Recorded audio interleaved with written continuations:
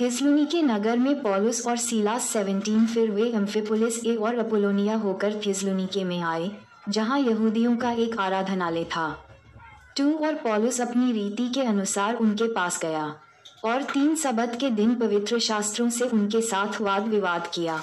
3 और उनका अर्थ खोल खोल कर समझाता था कि मसीह का दुख उठाना और मरे हुओं में से जी उठना अवश्य था। यही यीशु जिसकी मैं तुम्हें कथा सुनाता हूँ मसीह है। 4 उनमें से कितनों ने और भक्त यूनानियों में से बहुतों ने और बहुत सारी प्रमुख स्त्रियों ने मान लिया और पौलुस और सीलास के साथ मिल गए। 5 परंतु यहूदियों ने ईर्ष्या से भरकर बाजार से लोगों में से कई दुष्ट मनुष्यों को अपने साथ में लिया और भीड़ लगाकर नगर में हुल्लड़ मचाने लगे और यासोन के घर पर चढ़ाई करके उन्हें लोगों के सामने लाना चाहा। 6 और उन्हें न पाकर वे ये चिल्लाते हुए यासोन और कुछ भाइयों को नगर के हाकिमों के सामने खींच लाए। ये लोग जिन्होंने जगत को उल्टा पुल्टा कर दिया है यहाँ भी आए हैं। 7 और यासोन ने उन्हें अपने यहाँ ठहराया है और ये सब के सब ये कहते हैं कि यीशु राजा है और कैसर की आज्ञाओं का विरोध करते हैं। 8 जब भीड़ और नगर के हाकिमों ने ये बातें सुनी तो वे परेशान हो गए। 9 और उन्होंने यासोन और बाकी लोगों को जमानत पर छोड़ दिया। बिरिया नगर में पौलुस और सीलास 10 भाइयों ने तुरंत रात ही रात पौलुस और सीलास को बिरिया में भेज दिया और वे वहां पहुंचकर यहूदियों के आराधनालय में गए। 11 ये लोग तो थिस्सलुनीके के यहूदियों से भले थे और उन्होंने बड़ी लालसा से वचन ग्रहण किया और प्रतिदिन पवित्र शास्त्रों में ढूंढते रहे कि ये बातें ऐसी ही हैं कि नहीं। 12 इसलिए उनमें से बहुतों ने और यूनानी कुलीन स्त्रियों में से और पुरुषों में से बहुतों ने विश्वास किया। 13 किंतु जब थिस्सलुनीके के यहूदी जान गए कि पौलुस बिरिया में भी परमेश्वर का वचन सुनाता है तो वहां भी आकर लोगों को भड़काने और हलचल मचाने लगे। 14 तब भाइयों ने तुरंत पौलुस को विदा किया कि समुद्र के किनारे चला जाए, परंतु सीलास और तीमुथियुस वहीं रह गए। 15 पौलुस के पहुंचाने वाले उसे एथेंस तक ले गए और सीलास और तीमुथियुस के लिए यह निर्देश लेकर विदा हुए कि मेरे पास अति शीघ्र आओ। एथेंस नगर में पौलुस 16 जब पौलुस एथेंस में उनकी प्रतीक्षा कर रहा था तो नगर को मूर्तों से भरा हुआ देखकर उसका जी जल उठा। 17 अतः वह आराधनालय में यहूदियों और भक्तों से और चौक में जो लोग मिलते थे उनसे हर दिन वाद विवाद किया करता था।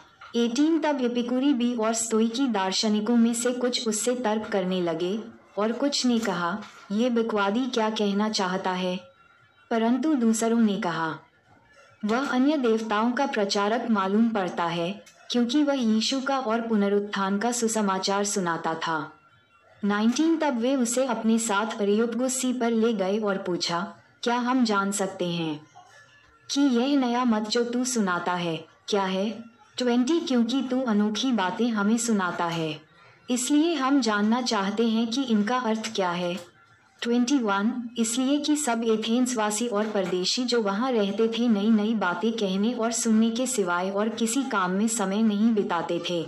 अरियुपगुस में पौलुस का उपदेश 22 तब पौलुस ने अरियुपगुस के बीच में खड़ा होकर कहा हे एथेंस के लोगों, मैं देखता हूँ कि तुम हर बात में देवताओं के बड़े मानने वाले हो। 23 क्योंकि मैं फिरते हुए तुम्हारी पूजने की वस्तुओं को देख रहा था तो एक ऐसी वेदी भी पाई जिस पर लिखा था अनजाने ईश्वर के लिए, इसलिए जिसे तुम बिना जाने पूजते हो मैं तुम्हें उसका समाचार सुनाता हूँ। 24 जिस परमेश्वर ने पृथ्वी और उसकी सब वस्तुओं को बनाया वह स्वर्ग और पृथ्वी का स्वामी होकर हाथ के बनाए हुए मंदिरों में नहीं रहता। 1 राजा 8:27 2 इति 6:18 भज 146:6 25 न किसी वस्तु की आवश्यकता के कारण मनुष्यों के हाथों की सेवा लेता है क्योंकि वह तो आप ही सबको जीवन और श्वास और सब कुछ देता है। यशा 42:5 भज 50:12 भज 50:12 26 उसने एक ही मूल से मनुष्यों की सब जातियां सारी पृथ्वी पर रहने के लिए बनाई हैं और उनके ठहराए हुए समय और निवास के सीमाओं को इसलिए बांधा है। व्यव 32:8, 27 कि वे परमेश्वर को ढूंढें और शायद वे उसके पास पहुंच सके, और वास्तव में वह हम में से किसी से दूर नहीं है। यशा 55:6, येम 23:23, 28 क्योंकि हम उसी में जीवित रहते और चलते फिरते और स्थिर रहते हैं, जैसे तुम्हारे कितने कवियों ने भी कहा है। हम तो उसी के वंश भी हैं। 29 अतः परमेश्वर का वंश होकर हमें ये समझना उचित नहीं कि ईश्वरत्व सोने या चांदी या पत्थर के समान है, जो मनुष्य की कारीगरी और कल्पना से गढ़े गए हों।